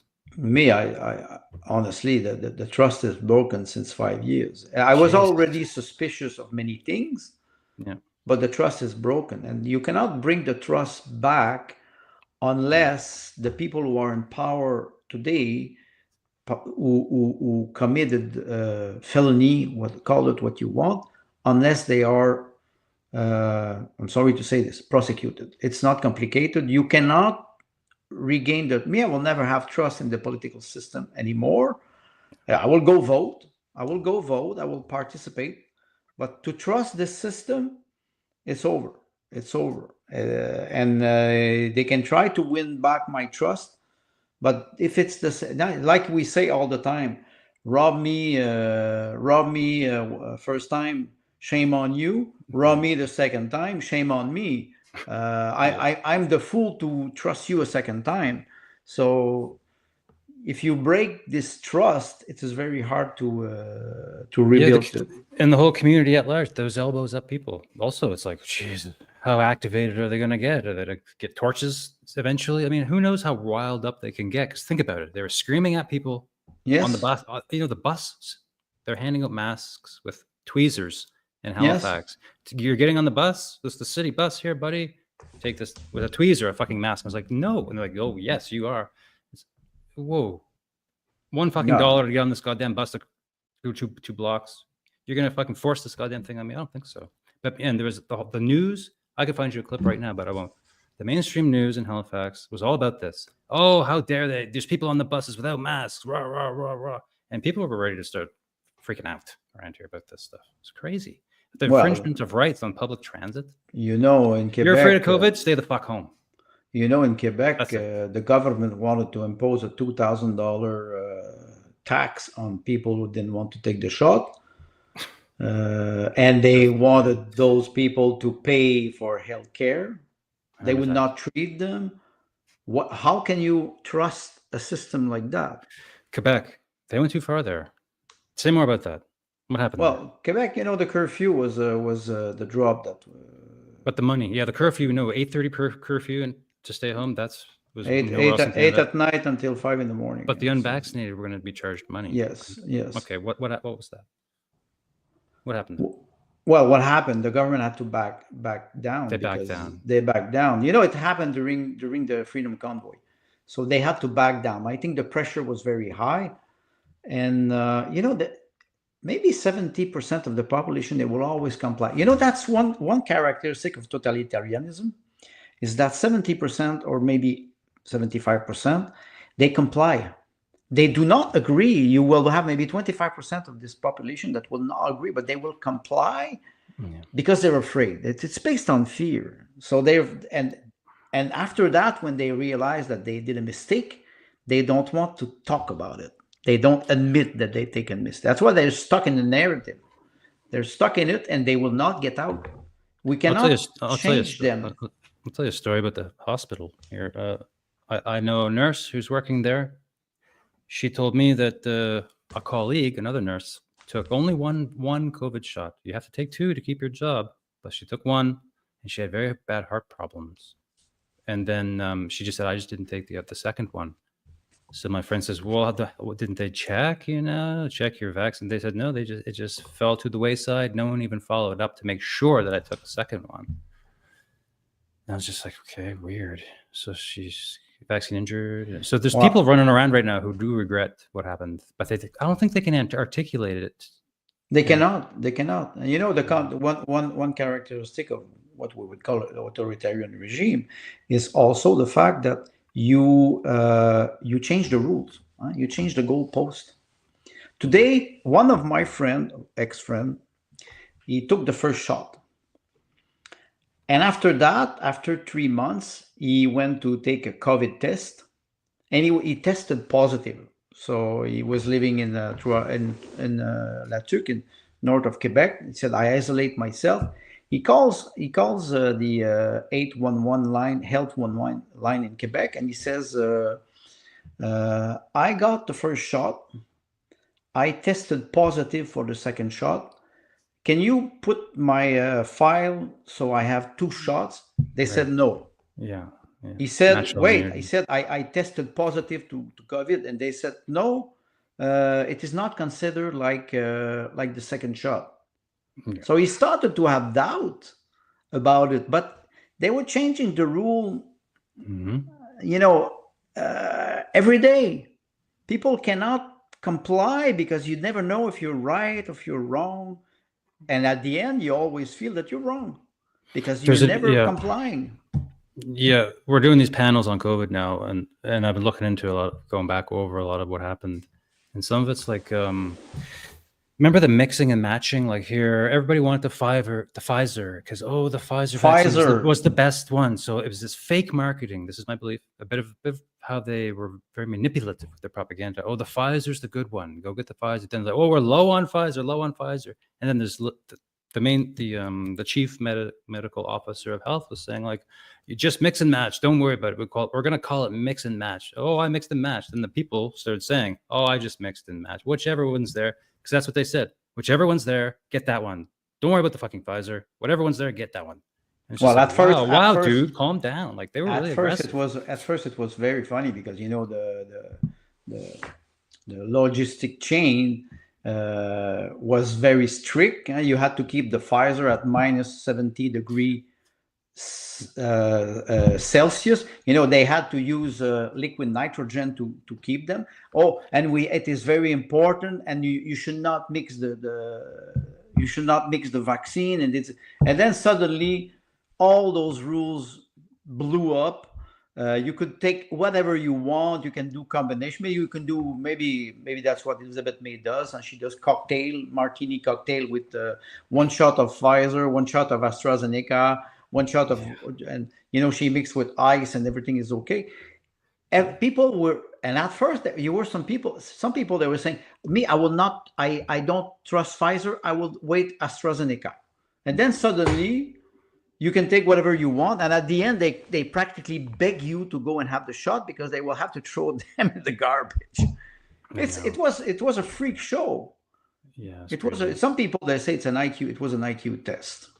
Yeah, well, April 20th, you and I and Limina and Gilbert we're having a roundtable, part 2 of the COVID debacle 2021. So it's going to be all about the vaccine mandates in Canada. What happened? We're gonna go over it. They made the Emergency Act, and the Emergency Act, the Freedom Convoy. We're gonna go through all of it, man. But that, like I told you, for me, I was aware of many things, but that was explicit. And for the first time in my life, I felt Canadian, and I felt that I could rely on people in Canada, not necessarily my neighbor, but some people who are ready to fight for freedom. Mana Arendt, she has one word. It's not complicated. It's freedom. Free will. Yeah, sure. Free will. You start with this. There's no other option. But many of them, they interpret this differently. So we were looking at the Elbows Up rally live in Halifax. It was pizza. Still happening now. This is it now. This is live right now. So they're having their little final. Look, Bubbles is there. Ricky. All the actors, all the people they've hired, the bands are there. Look, sellouts. They're paid. Yeah, they're paid to be there. So what I was going to do was flick over to the Freedom Convoy. They could have invited you. Your ex-drummer. You would have done a great job. Yeah. Share this tab. Right. Now I'm going to play this video of the Freedom Convoy, and what you'll see here is a real. Yes. For this goddamn thing. This is some spot where one of the places where the trucks stop. People were to reload their food. Look, it's an overabundance of food and drink. It's like, who can drink and eat all this shit? This is such a Canadian thing. And I thought, like, that's so intense. When you see the food come out, things are getting serious, right? This is to feed the revolution, right? Or whatever's happening, the occupation. Whatever you call it. That shows maybe the generosity of Canadians. Yeah, with the CCR playing in the background, playing Creedence Clearwater Revival. Yeah, well, sure. one of People's Party candidate Arnold Aino, he's not running anymore because I had him on the show. Personal issue. Yeah, he's very. He said it is one of the 3 modern events of Canadian history. He's referring to the Canada-Russia hockey tournament in 1972, the race or the marathon of Terry Fox, and the Freedom Convoy. And he's referring to the Freedom Convoy as a great moment in Canadian history. That's good. That's good.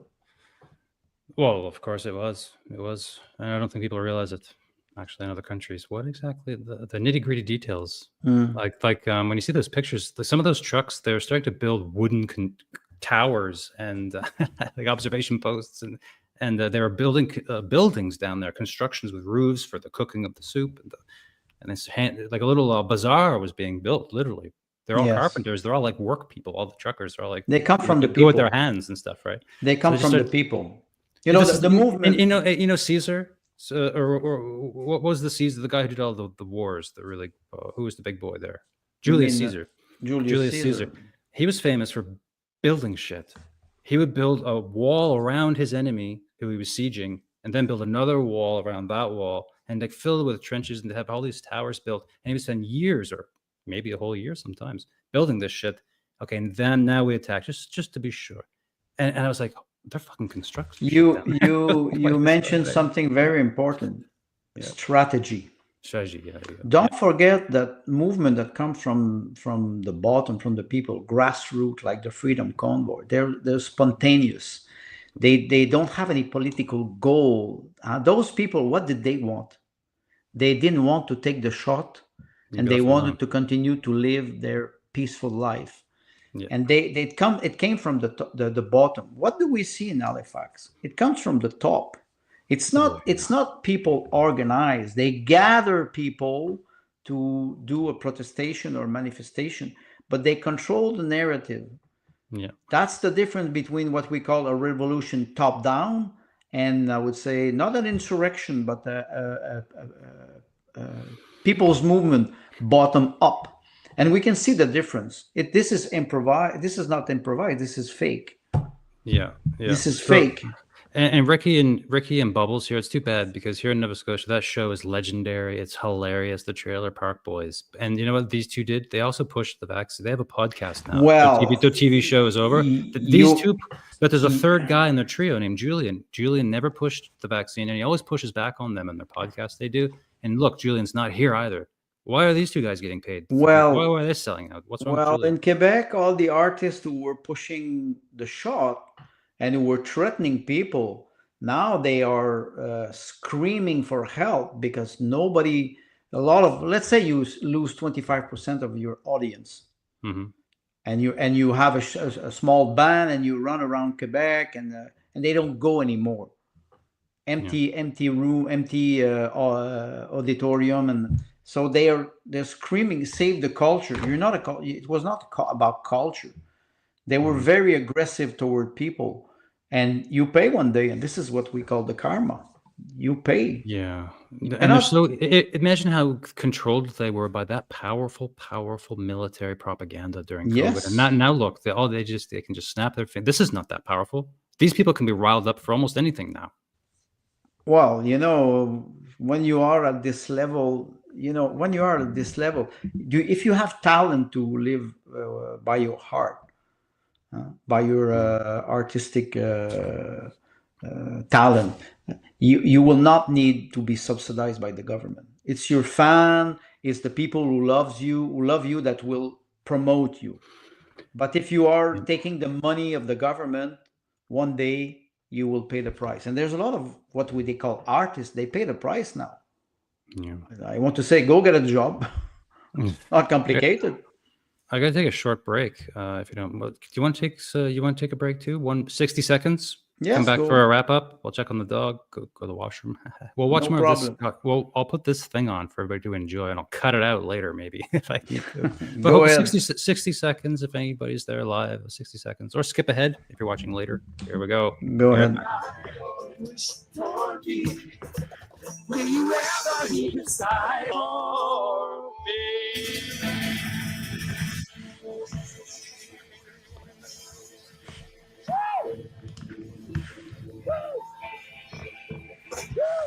Elbows up!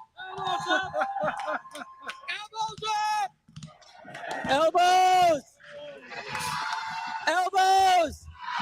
Elbows! I'm not sure if anybody mentioned it, but here we are right now. We're standing up, and I look over there, and I see these beautiful naval ships. We got to have a big shout out to our Canadian forces that always got to be thankful for the men and women of our armed forces. So, big flag raise to them too. All right, you guys want to hear one more song? I said, you want to hear one more song? All right. I think these guys can put something together. All right. Let's see. All right. They're thinking. And I think we'll do one more song from Blueberry Grunt. All right, just before we hear from them, this guy here, John, that should come to Halifax.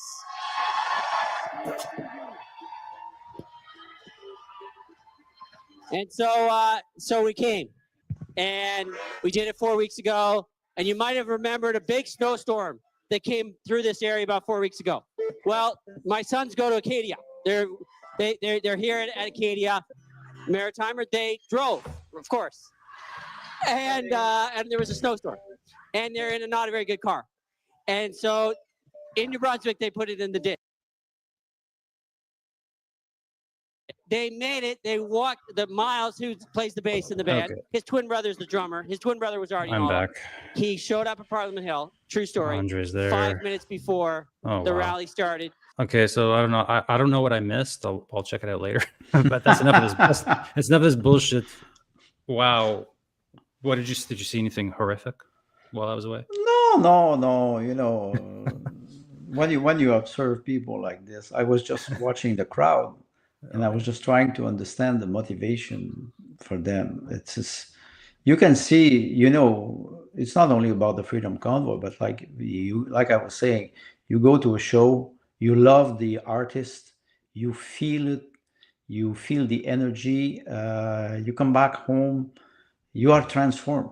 You go and see a play in a theater. You come back. Why theater is so important? Because it's live, and it's a performance. You know that it is not the reality. It is fiction, but the energy of the actor. That's the big difference between theater and movie. They try to make a movie out of theater. It doesn't work because you feel the actor. That's very important. And if you have a good play, you will come back. You're not the same person. You changed. Mm-hmm. You changed through those process. When it is improvised, rigged, or organized, people, they're not crazy. They're not fooled. It's low energy. It's low energy. It's low energy. It's raining on them today, so it's just like, oh God. And think about singing. You know, if you have a choral, or you will feel if it is beautiful. If beauty is there, if truth is there, it doesn't have to be said. They will feel it. And when you look at this, I think people are going because they have to. They are told to go. They're told to go. They're not necessarily very enthusiastic, in my opinion. Well, I would not be there. It's silly. I guess we've wrung it out. It's just going to continue. I guess we'll see if it continues, this phenomenon. But it's just nothing. They say nothing. It's empty words. Like we're standing for Canada. We love Canada. We're standing together. I felt like I really had to do something, so I'm here today to stand with Canada. Against what? Trump's words. Words were said, and I guess tariffs or something. You see what I mean? What are they going to do? Nothing. Well, you know, the political campaign is as what I would say beige as this type of manifestation. You don't learn nothing in this, except some leader will promise you something. Some other people, you know, Mark Carney with increasing the funding on CBC. 150 million. And Poiliev saying that he will cut CBC. He will cut the funding on CBC. You know, that's a deliberate there's nothing psyop. new. That's a deliberate psyop by him, from Mark Carney, to say on the news, yesterday or the day before, that I'm going to give the CBC News $150 million more on top of their $2 billion that they get every year. Yes. He just said that just for the psychological effect. It affected me. I was like, oh wow. But luckily, I know what this is. My feeling is that the global agenda is dying, and what will replace media, information, and I will not talk about knowledge. It will be not necessarily alternative media, but people who are ready to take risk. CBC, all those subsidized media, they don't take risk. They're not paid for that. No. They never ask a hard question to a political leader, or even during COVID, they never question the narrative. They don't take risks because they are not paid for it. They're not paid. If I pay you $200,000 per year to publish an article that I will write the line and you just have to sign it. If you have 3 children and you have a mortgage, maybe you will do it. We cannot blame them to they're stuck in a system. Yeah. And it's the change does not come from the majority. Always come from individual who take risk. And I think maybe the Freedom Convoy gave hope to people so they can take risk. They can resist for faith, for truth, whatever they believe in. But it's if you have a little bit of common sense, like Pierre Poilievre you always use, you will use your head, you will think, and you will feel. And me thinks this is we have to give people credit to. I think there's a lot of Canadians who don't believe this side. Yeah, they don't have good numbers because it's not a good show. It's not a good performance. Not a good performance. And in fact, it's actually pathetic. They're getting good quality stars here, really. I mean, local Nova Scotia stars. They got all the big ones. Trailer Park Boys. And a comedian, whatever. Yeah, it's stupid. It's also stupid. It's silly. But something very bad is happening also with this, though. You know, this whole movement. But let's get off this elbows up stuff. I mean, you know, we're going to be seeing more of it. We're going to have to talk about it again. But I just hope they don't get more crazy and radical.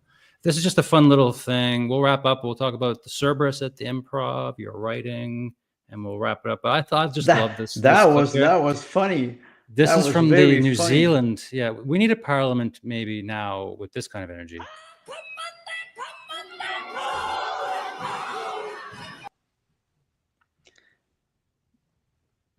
You know what it is. It's that famous clip where they're screaming. But it was interesting because just through this clip, I started to discover the Aboriginal movement. How they that was at first it is shocking. You say they're lunatic, but after that you understand that it's part of the culture. Yeah, it's pretty cool. But who knows? Maybe this was a wokeified version. Maybe they were saying, maybe we demand gender rights. We demand gender rights. Ooh. No, I like to think that they're screaming for freedom. Somehow. I think it was more genuine. You have some people who are very attached to their tradition, their culture, and their identity. Yeah, they will demonstrate it. Maybe we're too politically correct in Canada. Oh, well, there you go. Yeah, polite, very polite. And they always say Canadian people, they're polite, they're kind. Where's the best place to watch this podcast that you do with 2 other guys? And it's the election season, so it's a good show to watch because you guys are talking about politics. Cerberus at the Improv, right? Cerberus at the Improv. We have it on Rumble, on X, with Timothy Knight and Payman Ascari. And now we do a series of 4. The first 2 we did 2 weeks ago and last Friday, and we're giving the microphone to Payman Ascari because Tim and I were always squeezing him between our, we're loudmouth people, so and he's the anchor man, but he's a candidate for the People's Party. So we said we will do a 4 episode, 4 weeks during the campaign, and we go through the policy of the People's Party, and we let Payman talk. Great, yeah. So Payman's running for PPC out there in Vancouver, West Vancouver. and you bring your satirical, joking, and deep intelligence on philosophy and other things, and you're a writer. So you bring that to the it's punditry in some sense. You guys are goofing around, but it's serious talk now because it's an election. And then Timothy Knight's the other guy, and he's into the psychology of marketing, as he said. Right? Yes. And Tim is the president of an association, an EDA in. As a matter of fact, he's president of 9 EDAs in BC. So he has 9 candidates. He's very, very dedicated since 6-7 years for the People's Party, and he has a business background, and he's very, very talented in psychology. So we reach each other a lot through that. And he's Irish, so that's a good. He's Irish from Newfoundland, so we make fun sometimes. He's a Newfie, and I'm a French frog, and we have the Iranian guy in the center, which is payment. So that's every night every Friday at 1:30 Pacific time, or 4:30 Eastern time. Yeah, I got it up on the screen here. There's the 3 of you every Friday. I watch it on X. It's funny. It's funny. We enjoy each other's company. We don't take ourselves too seriously, even if sometimes we have to talk about serious topics, especially now, in election time. We try to enlighten people, which is not always easy. So it's fun. Yeah, you know how we have to keep it funny too. It is, and you got to go a little deeper too, right? Yes, a lot more historical perspective. We looked at John Locke today, for goodness sakes, to try to shine a little bit of extra light on the concept, rather than just going, "Oh, Pierre bad, Trudeau bad, or good, Trump bad." I don't know. It's boring. Well, Politics bore me. It bores me too. But if you go a little deeper, it's more interesting. Yeah. Well, it bores me, but David, politics is part of our life. Oh yes, I know. Police in Greek means public life. I go back to Hannah Arendt. Police means public life. Like they say, if you don't interest yourself into politics, maybe politics will interest itself in you, and maybe you will not like it. So, it's true. There is a fine line, and I do like to explore that on the podcast, because what does it mean to be human? Politics comes into it. It comes into it, yes, of course. Yeah. That would be my focus. What does it mean to be human anymore? But what else? You're writing. You got a website there on your X account. There's a link to it. I have a website. I posted all my texts since I started writing 32 years ago. I'm writing now. I'm writing a 3rd essay of a trilogy, which the title is The Father, the Son, and the Holy Spirit. The first 2 essays, the first one was Coward, Traitors, and Collaborators, and the second one was Parasite, Pervert, and Psychopath. So the 3rd essay of the trilogy will be, maybe I'm becoming more Canadian, will be more kind, centered over what would be the Trinity, the Holy Spirit. What's the concept of authority?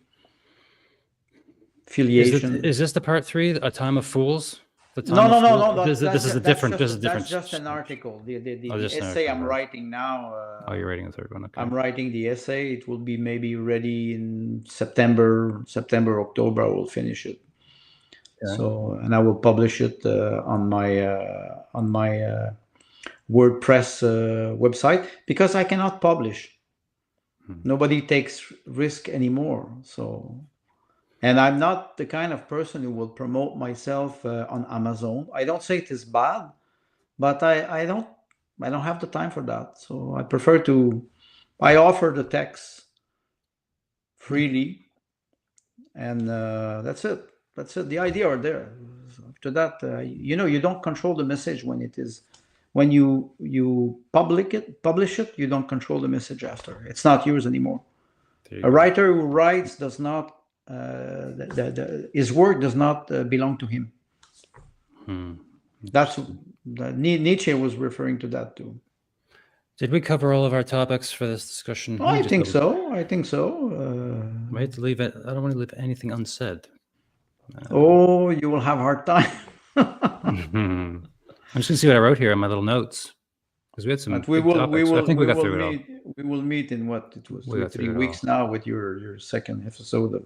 That's right. April 20th April roundtable. It's not going to be as we did part 1 of COVID 2020, but the panel was a little too big, too many people. But we're going to get maybe 4 of us this time too. So everybody. Yeah, with Limina Barnes and and Gilbert. Who wrote a book on the whole. Very good insight about. I know. We need to give all of you guys. I'll just ask the questions. You guys just take the floor. What he calls. We're going to go through it. Post-humanism, I think. Post-humanism. Post-humanism. Yeah. Very interesting approach. Yeah. Okay. Well, we're gonna wrap it up, my friend. Great. Talk for 2 hours a second time. So wow. That's good. Thanks for inviting me. It's always a pleasure to be on your show. Have a great day. I have to go find this dog. I have no idea where she is. He's in the mud, and most probably he's not in virtual mud. She's digging holes out there, for goodness sake. Oh, but that's massive. That's I normal. I know. Dogs, they like that. They like that. It's dog nature. Dog nature. Yeah. And now I'll fill them in. Okay. Okay. Have a great day. You too. Bye-bye.